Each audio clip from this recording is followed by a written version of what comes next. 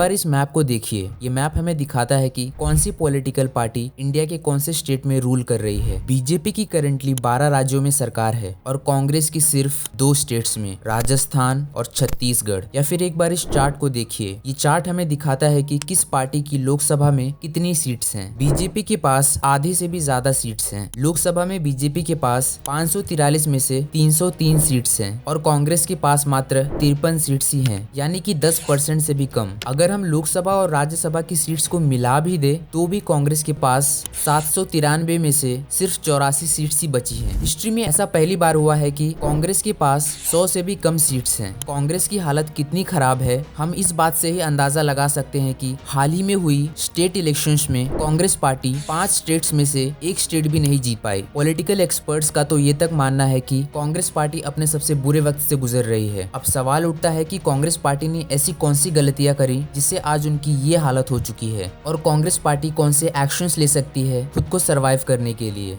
Congress party has witnessed a major drubbing in the 2022 state elections, losing in all 5 states that were up for polls. And my hashtag tonight is hashtag Congress is over. Karnataka gone, Goa gone, leader gone, party gone, everything gone. Congress को weaken करने के लिए मेरी जरूरत है। Isn't Rahul Gandhi sufficient? वो बंदा, उसकी प्रॉब्लम क्या है? The way he has come now, कि suddenly he has become Hindu. Shiv भक्त बन गए हैं, वो अपना गोत्र दिखा रहे हैं, वो जनेऊ दिखा रहे हैं, ये सब कर रहे हैं। उनको समझ नहीं आ रहा है वो जिसके सामने खड़े हैं वो भस्म रगड़ के खड़ा है।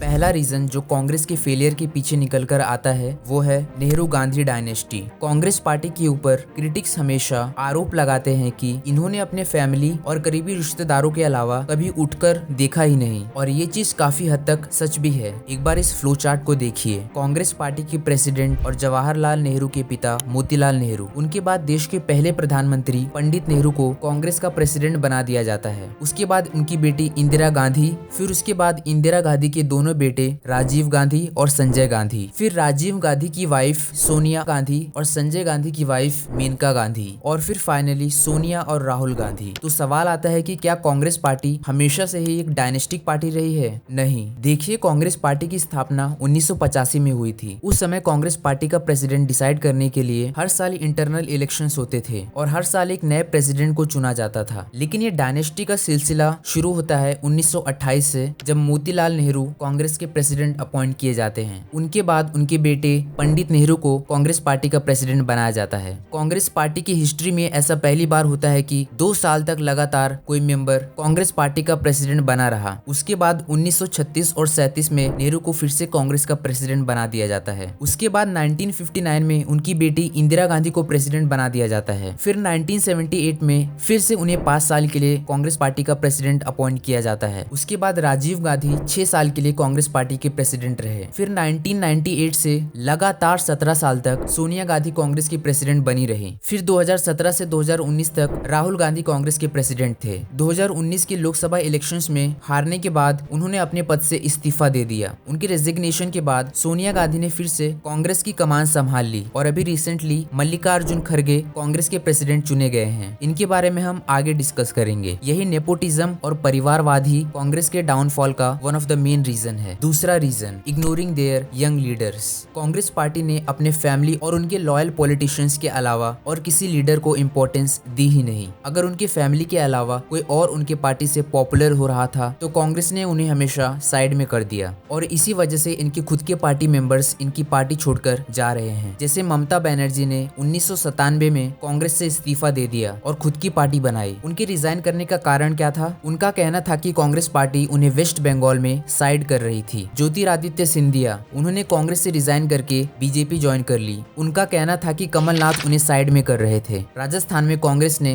सचिन पायलट की जगह अपने करीबी मेंबर अशोक गहलोत को सीएम कैंडिडेट चुना। मध्य प्रदेश में कांग्रेस ने किसी यंग नेता को सीएम कैंडिडेट चुनने के बजाय उन्होंने कमलनाथ को चुना। अभी हाल ही में कांग्रेस पार्टी ने 25 साल बाद इंटरनल पार्टी इलेक्शंस करवाए अपने पार्टी का नया प्रेसिडेंट चुनने के लिए। इस इलेक्शन में मेनली कांग्रेस के 3 मेंबर्स ही इंटरेस्टेड थे। राजस्थान राजस्थान के सीएम अशोक गहलोत, शशि थरूर और मल्लिकार्जुन खड़गे। पहले राहुल गांधी को प्रेसिडेंट की कुर्सी ऑफर की गई थी, लेकिन उन्होंने मना कर दिया। बाद में अशोक गहलोत ने भी अपने हाथ पीछे खींच लिए। चूंकि वो पहले से ही राजस्थान के सीएम थे, तो कांग्रेस पार्टी के रूल के मुताबिक कोई मेंबर एक साथ 2 पोजीशंस होल्ड नहीं कर सकता। और अशोक गहलोत अच्छी तरह जानते थे कि अगर उन्होंने सीएम पद से इस्तीफा दिया तो सचिन पायलट राजस्थान के सीएम बन जाएंगे, जो कि अशोक गहलोत चाहते नहीं हैं। सिर्फ शशि थरूर और मल्लिकार्जुन खड़गे ही इस सीट के लिए बचे थे। इस चुनाव का नतीजा पहले से ही सबको पता था कि कांग्रेस के लॉयलिस्ट मल्लिकार्जुन खड़गे ही कांग्रेस के नए प्रेसिडेंट बनने वाले हैं। अब ऐसा क्यों था? क्योंकि इलेक्शन के पहले शशि थरूर ने काफी बोल्ड स्टेटमेंट दिया था। उन्होंने कहा कि अगर आपको लगता है कि कांग्रेस में सब चंगा सी, तो आप खड़गे साहब को वोट दीजिए, और अगर आपको लगता है कि कांग्रेस पार्टी को सुधार की जरूरत है, तो आप मुझे वोट दीजिए। कांग्रेस पार्टी अपने यंग पॉलिटिशियंस को साइडलाइन करने की वजह से ही इनके खुद के पार्टी मेंबर्स इन्हें छोड़कर जा रहे हैं, और इसकी वजह से भी इन्हें बहुत नुकसान हुआ है।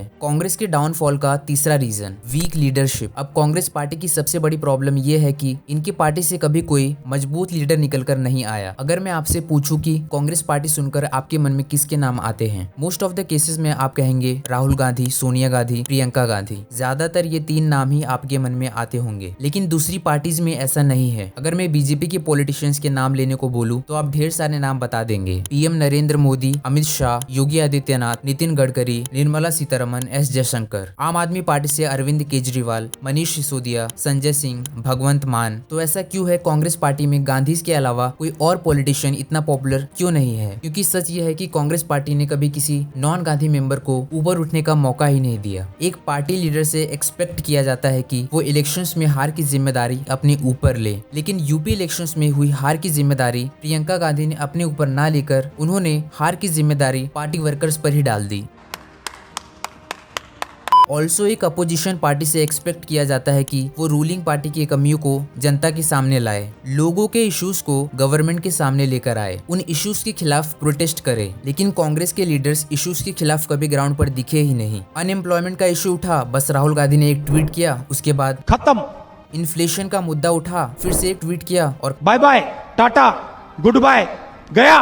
करप्शन के इशू पर बात करना हो तो फिर से एक ट्वीट किया और भूल गए। और तो और कांग्रेस पार्टी ने हमेशा गवर्नमेंट को क्रिटिसाइज किया है। मैं ये नहीं कह रहा कि गवर्नमेंट को क्रिटिसाइज करना बुरी बात है, बल्कि क्रिटिसिज्म एक हेल्दी डेमोक्रेसी की निशानी है। लेकिन कांग्रेस पार्टी की ओर से कभी कंस्ट्रक्टिव क्रिटिसिज्म देखने को नहीं मिला। कंस्ट्रक्टिव क्रिटिसिज्म से मेरा ये मतलब है कि कांग्रेस ने हमेशा सिर्फ इश्यूज पर ही बात की। क्या उन्होंने कभी इन इश्यूज का सोल्यूशन दिया? देश में इन्फ्लेशन बढ़ रहा है, ठीक है, लेकिन क्या कांग्रेस पार्टी ने इन्फ्लेशन को टैकल करने के लिए कोई सुझाव दिए? देश में अनएम्प्लॉयमेंट है, ये भी ठीक है, लेकिन क्या कांग्रेस ने कभी बताया कि वो देश में अनएम्प्लॉयमेंट कैसे कम करेंगे? क्या कांग्रेस ने कभी जनता को विश्वास दिलाने की कोशिश की कि वो रूलिंग पार्टी से अच्छा काम कर सकते हैं? शायद नहीं। चौथा रीजन, कांग्रेस पार्टी कभी भी उनके खिलाफ चल रहे नैरेटिव को काउंटर नहीं कर पाई, या फिर कहे उन्होंने कोशिश ही नहीं की। जैसे एक बार इस वीडियो को देखिए, जब फार्मर प्रोटेस्ट के समय एक बुजुर्ग किसान पर पुलिस ने लाठीचार्ज किया।